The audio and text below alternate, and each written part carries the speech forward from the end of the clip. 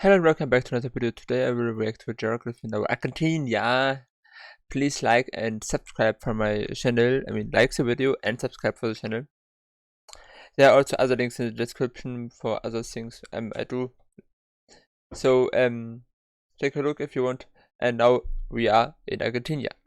Argentina is one of the countries where I watched the video I think before. I don't remember so much, but I think it was one of the countries where I was surprised by the physical size the country has.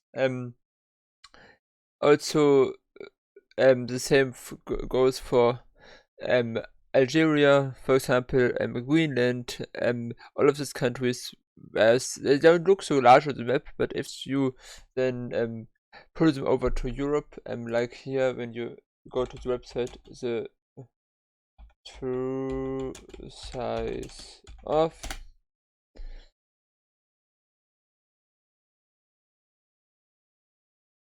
when you go there to this website and take a look how large Argentina is, you clearly see what I mean. And maybe you see, maybe it's for you not a surprise, but for me it was a surprise. Argentina, and then pulling this to my continent, yeah, it's just gigantic. From from Greece to the top of Norway, and for US it's also very large. If you would switch it to the side, it could nearly cover the whole length of the country. So impressive. It was a surprise for me. Around the same size as Kazakhstan, a bit bigger, and also bigger than Algeria. A very large country. I have not thought this. Half as big as Australia, and Australia is around 7 million, so very gigantic. It is 2.7 million square kilometers. That's very large. But now back to the video. I hope you will enjoy it. Please like and subscribe and so on. Let's take a look. Alright, our first South American country. This is the land of silver. Kind of, not really. Welcome to Argentina. It's time to learn. Moment. I put up the quality to highest quality. Let's continue. To learn geography. Now! We'll explain more about that silver stuff later, but first, you know the drill. Let's talk about the flag. By the way, I found out now from what video on he changed how he is doing this, and the Flag Friday Friday thing came up. It was with the Cuba episode. I will also watch the Cuba episode later and also react to it, maybe even today or some other day, but from this country on, there were always 2 videos for each country. The Argentinian flag has equally long, tall, white and blue stripes, and it's interesting because there technically isn't an official meaning to these colors. Many will say that it resembles the sky with blue and the white clouds. However, many historians will tell you that it's colored that way to represent loyalty towards the House of Bourbon. In the center is the Sun of May emblem. Historians accredit this emblem to representing the Incan design of the sun god Inti. Alright, that was fun. Now let's talk about Argentina's. I also saw the sun in other South American countries, like Uruguay, I think, has also the sun, and maybe another country, I'm not sure. Location and borders in political geography. Argentina is located on the bottom part of the South American continent, bordered by 5 other countries and the Atlantic to the east. It's divided into 23 separate provinces and the autonomous capital city of Buenos Aires. Argentina's borders are pretty simple, except for that one island called Isla Martín García that lies in Uruguayan waters and is kind of shared by both countries. Otherwise, many of Argentina's borders are actually just natural land barriers, such as the Andes Mountains in the west by Chile, and in the Misiones province, the Rio Parana, Iguazu, and San Antonio rivers, and the Uruguay River for Uruguay and Brazil. Which, by the way, gives Argentina a very distinguishable panhandle, kind of like Afghanistan that we studied a few weeks ago. You can even see it from space. Due to the fact that the land is less cultivated and thanks to natural river borders, it has a more lush green appearance that sticks out in contrast to its neighbor nations. But then you get the arbitrary subtle borders over flat land and hills, kind of like the ones by Bolivia, sometimes marked boldly and sometimes virtually invisible. Where things get really complicated though is in the south, more specifically, the furthest south. Tierra del Fuego, or the Land of Fire, That's which is pretty ironic considering that it's actually one of the coldest places in all of Argentina, was named after the fires that Magellan saw the native tribes using on the land when he discovered the area in the 16th century. Anyway, it's the smallest province in all of Argentina. That's the point of Chile. Here you see that's Argentina, that's Chile, I think, which is amazing because Chile has also not just coast on the Pacific Ocean but also Atlantic Ocean, if you consider this. I mean, here it should be a part of the ocean, I think. And it's actually an island that they share with Chile. And they kind of have like a who can claim the bottom of the world competition when it comes to this territory. On this island, Argentina has a population that far surpasses Chile's by about 19 times. And for a while had the world's southernmost city, Ushuaia, established in 1884. However, Chile didn't back down from the fight, and in the 1950s built a small little establishment just a few miles south across the Beagle Channel named Puerto Williams, or Cabo. It is I knew about the city. I just randomly thought about nice places to move to, and I just looked on the map for very distinct or interesting cities, and I found also Puerto Williams as one of the southern cities in South America. Interesting. De Hornos, named after the Cape Horn, and hence, with a population slightly over 3,000 and even their own little airport, Chile just barely beat Argentina in having the world's most southern town. But where things get even more complicated are these islands right here. Now, if you ask an Argentine, they'll tell you that these islands are called the Islas Malvinas. They totally belong to Argentina, no questions about it, end of story. They're so serious about it that they even named an entire stadium and an airport after the islands to reflect the sovereign claim that they have over the islands. If you ask a British person, they'll tell you that these islands are a collectivity of islands made up of the Falkland Islands in the west, South Georgia, and the South Sandwich Islands, not to be confused with the Sandwich Islands, which was the name originally given to the Hawaiian Islands. Argentina claims that after gaining independence from Spain in 1816, the islands... Yeah, that's a deep conflict, I think. It was also a military conflict at some point when Margaret Thatcher was in power in the United Kingdom. Were given to them from the Spanish Empire, and the British came in 1830 and forcibly pushed out the Argentines that had... I think it should belong to Argentina, without leaning too far out of the window, but I mean, it's in front of the coast, and yeah. Maybe the British people want resources, maybe, but still, it's kind of make more sense if it would be part of Argentina, geographically. Settled there and barred them from ever coming back. However, the British claim that they were the ones that discovered the islands in the 17th century, even though technically the French were the first ones to actually colonize the island. And either way, they have a permanent population of about 3,000 people that live on the islands that are British nationals that were born and raised on the islands. Eventually, tensions rose and they went to war over the islands in 1982. Long story short, the UK was able to fight off the Argentine troops and hold on to the islands, although Argentina still doesn't recognize the UK's sovereign claim. It's kind of funny though, because in 2009, former UK Prime Minister Gordon Brown actually met up with Argentine President Cristina Fernandez de Kirchner, and when it came to the Falkland Island thing, they just kind of awkwardly said they wouldn't talk about it. Well, that was a lot of information. It's not such a huge conflict, I think, but still. Yeah, not like the Crimea and Russia and Ukraine, but more like compared to Russia and Ukraine about Crimea, it is more like Denmark and Canada about Hans Island in between. I don't know how the island of Canada is called, and Greenland. Now let's talk about what the land actually looks like. Argentina is one of the most... If I'm wrong about this and comparison, tell me in the comments. It's okay. I don't say any.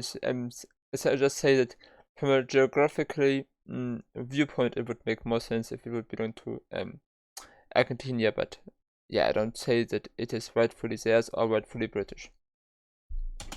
Most diverse countries in terms of landscape. In almost every corner, you see something that is completely different from the opposite corner that you were just at. In the north by Brazil and Paraguay, you can find rainforests and lush, humid tropic zones. In the interior and Midwest, you can find flat pampas and farmlands and hills.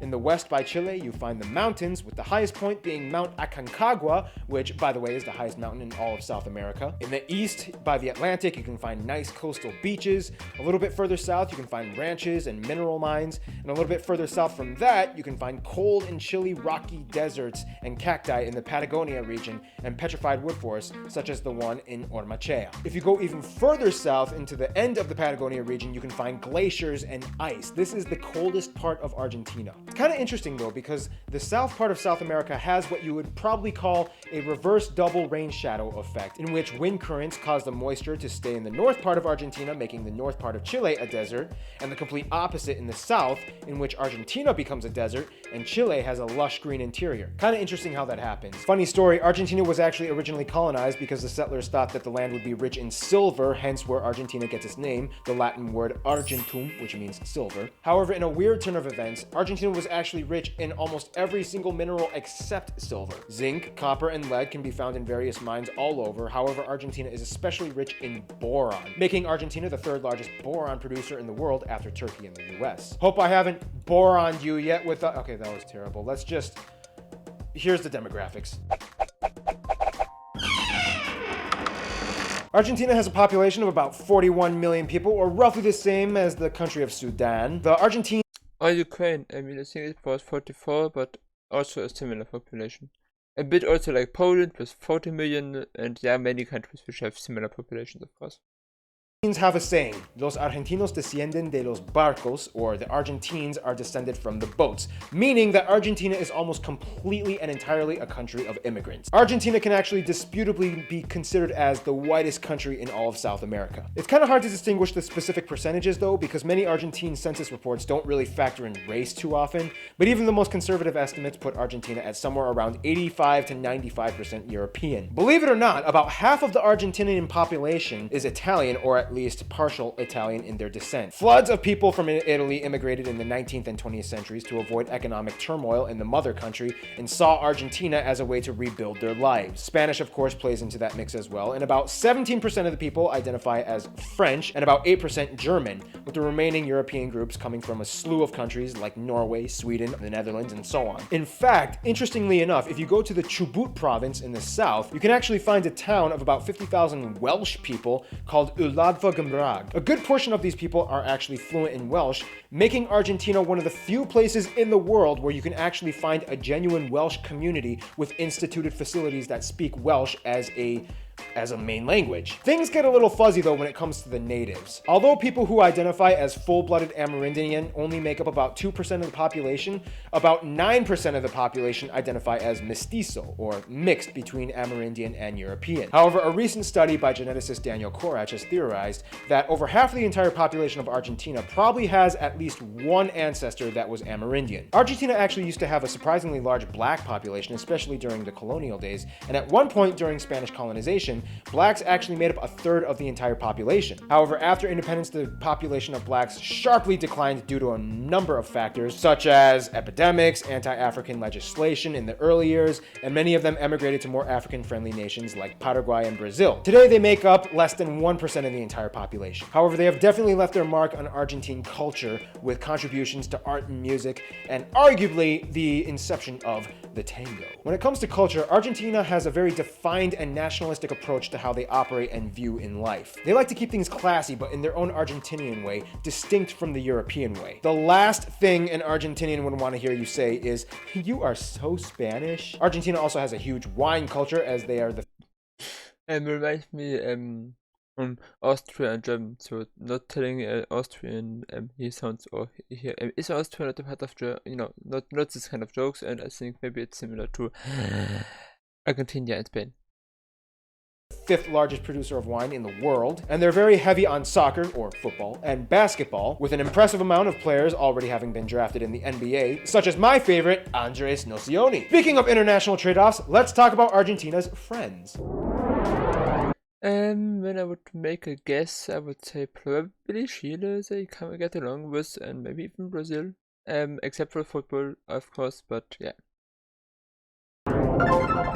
In order to understand how Argentina works diplomatically, you kind of have to understand its history. Since its independence, Argentina has gone through a lot of crazy times. To make things short, Argentina was part of the Spanish Empire as well as many of her neighbor nations. However, when an empire collapses, guess what happens? Internal conflict. In post-colonial independent times, Argentina has had wars and battles with every single one of her neighbor nations except for Uruguay. Today, Argentina gets along pretty well with her siblings, even though she adopted different trade policies from many of them. Now, when it comes to Spain, Argentina definitely does not have post-colonial Stockholm syndrome. Now, granted, Argentines do love Spanish people, they just don't like the Spanish government. However, when it comes to their best friends, Argentina might probably consider Uruguay and Italy their best friends. Uruguay has a very similar demographic and culture to the Argentines, and they have been very close for as long as their country's conceptions.